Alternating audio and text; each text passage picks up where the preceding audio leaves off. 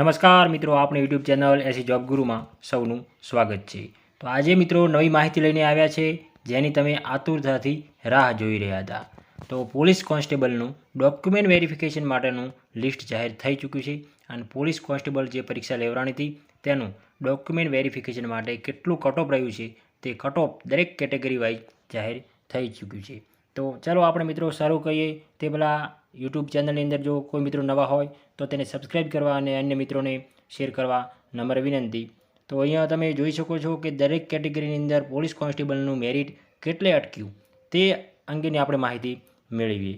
તો સૌપ્રથમ તો આપણે જોઈ શકો છો મિત્રો, પોલીસ કોન્સ્ટેબલની અંદર તમામ કેટેગરીનું કટ ઓફ અહીંયા આપવામાં આવ્યું છે। તો કેટેગરી વાઇઝ કટ ઓફ અહીંયા જુઓ તો જનરલ ઉમેદવારમાં જે પણ મિત્રો જનરલ ઉમેદવારમાં પુરુષ કેટેગરીમાં આવતા હોય તો તેમને 125 માર્ક હોય તો ડીવી માટે 125 માર્કે અટક્યું છે। તેમજ ઈડબ્લ્યુએસ માટે તો 114.50 માર્ક્સ આટલું ઈડબ્લ્યુએસ કેટેગરીમાં ઉમેદવારો માટે પુરુષ ઉમેદવારો માટે કટ ઓફ અટક્યું છે। ત્યારબાદ એસસીબીસી ઓબીસી માટે 119.25 અને એસસી કેટેગરી અનુસૂચિત જાતિ માટે 113.75 અને એસટી કેટેગરી એમનું કટ ઓફ મિત્રો બધી કેટેગરી કરતાં બહુ નીચું છે, એટલે કે 100ની નીચે, એટલે કે 95.75 આટલા માર્ક્સ ધરાવતા તમામ ઉમેદવારો એસટી કેટેગરીના ડીવી માટે જઈ શકે છે। તો આ વાત કરીએ હતી મિત્રો આપણે પુરુષ ઉમેદવારોની, અને હવે આપણે વાત કરવાના છીએ મહિલા ઉમેદવારો।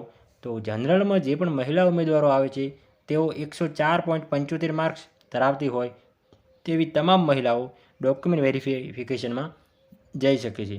અને ત્યારબાદ ઈડબ્લ્યુએસમાં મહિલાઓમાં 80.50 માર્ક્સ, ઈડબ્લ્યુએસમાં મહિલાઓનું મિત્રો બહુ નીચું કટ ઓફ રહ્યું છે।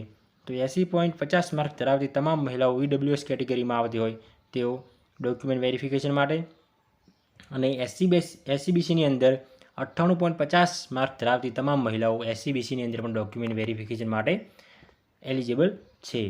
હવે અનુસૂચિત જાતિની મહિલાઓ છે એસસી કેટેગરીની, તેનું 94.50 માર્ક્સ કટ ઓફ રહ્યું છે અને એસટી કેટેગરીની અંદર 84.50 માર્ક્સ। તો આ હતું મહિલાઓનું કટ ઓફ અને આ હતું પુરુષોનું કટ ઓફ। તો વાત કરીએ મિત્રો તો કે જનરલ કેટેગરીની અંદર 125+ માર્ક્સ ધરાવતા અને મહિલાઓ 104.75 માર્ક ધરાવતા કુલ ઉમેદવારો 10,901 ઉમેદવારો કે જે જનરલ કેટેગરીમાં આવે છે, અને ઈડબ્લ્યુએસ કેટેગરી 114.50થી વધારે માર્ક્સ અને મહિલાઓમાં 80થી વધારે માર્ક્સ ધરાવતા હોય તેવા ડીવી માટે એલિજિબલ વિદ્યાર્થીઓ 1301 વિદ્યાર્થીઓ છે। અને ત્યારબાદ વાત કરીએ તો ઈસીબીસીમાં ઓબીસીની અંદર 3270 ઉમેદવારો અને એસસીની અંદર 886 ઉમેદવારો અને એસટીની અંદર 1923 ઉમેદવારો છે। તો આ હતું કુલ કેટલા ઉમેદવારો બોલાવવામાં આવેલા છે। માજી સૈનિક ઉમેદવારો પૈકી આ 40% ઉમેદવારો જે 40% ગુણ જરૂરી છે, તો આ ટોટલ ઉમેદવારો હતા। અહીંયા તમે જોઈ શકો છો મિત્રો કે કુલ ઉમેદવારો કુલ 12,000 આપણી કુલ ભરતી મિત્રો તો કે કુલ ભરતી હતી 12,733। તો 12,733 ભરતીમાંથી કુલ 18,322 ઉમેદવારો બોલાવવામાં આવ્યા છે। તો મિત્રો તમે અહીંયા જોઈ શકો તો ગઈ ભરતી કરતાં ઉમેદવારો બહુ ઓછા બોલાવવામાં આવેલા છે। ગઈ ભરતીમાં અંદાજે ડબલ ઉમેદવારો બોલાવવામાં આવ્યા હતા, 25,000ની આસપાસ। આ વખતે ઉમેદવારો 18,322 જ ઉમેદવારો બોલાવવામાં આવ્યા છે, એટલે ગઈ ભરતીનું જેટલું કટ ઓફ ગાળો રહ્યો હતો તેટલો કટ ઓફ રહેવા પાત્ર નહીં રહે। એટલે ભલે કે મેરિટ અત્યારે આટલું રહ્યું 125.25 114 આસપાસ, પરંતુ તેનું ફાઇનલ મેરિટ અને ડીવી મેરિટમાં લાંબો ગાળો નહીં રહે, એટલે તમામ ઉમેદવારોને અહીંયા ચાન્સ છે પોલીસની અંદર। બીજી વાત કરીએ તો અન્ય માહિતી મેળવીએ તો મિત્રો આપણે જોઈએ તો આ બધી જાહેરાતમાં બાબતો આપવામાં આવેલી છે। તો કે 7/8/26ના રોજ અહીંયા લેખિત પરીક્ષાની ફાઇનલ આન્સર કી જાહેર કરવામાં આવી હતી, અને ફાઇનલ આન્સર કીમાં કોઈ પણ પ્રકારનો ફેરફાર કરવામાં આવેલો નથી। તેમાં બધા પ્રશ્નની અંદર કોઈ પણ પ્રકારનો તેમાં ફેરફાર કરવામાં આવેલો નથી।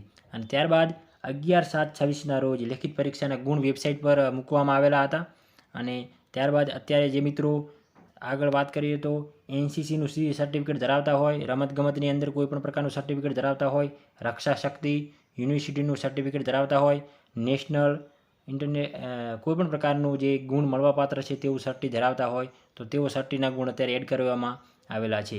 અને દસ્તાવેજી ચકાસણી વખતે જે પણ મિત્રો આવા ગુણ ધરાવતા હોય તો દસ્તાવેજ ચકાસણી વખતે તે સર્ટી તમારે રજૂ કરવાનું રહેશે અને તેની અંદર કોઈ ભૂલ જણાશે તો સર્ટીના ગુણ રદ કરવામાં આવશે.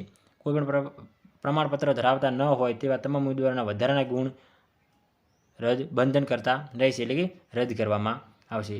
અને અનામત કેટેગરી જે ઉમેદવારો ઉંમરનો અથવા એસટી કેટેગરીની ઉમેદવારોએ ઉંમરનો અથવા તો ઊંચાઈનો લાભ લીધેલ ન હોય અને જનરલ કેટેગરીના કટઓફ કે ત્યાંથી વધુ ગુણ ધરાવતા હોય તેવા ઉમેદવારો જનરલ કેટેગરીની યાદીમાં સમાવેશ કરવામાં આવેલા છે.